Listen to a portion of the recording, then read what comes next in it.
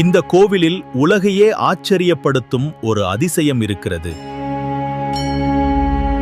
இது சாதாரண நடைபாதை இல்ல.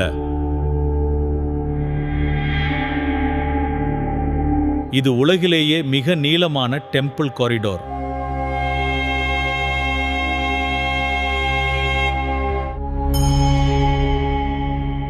இதன் நீளம் சுமார் 1200 மீட்டர். 1000க்கும் மேற்பட்ட கல் தூண்கள் இதில் இருக்கின்றன.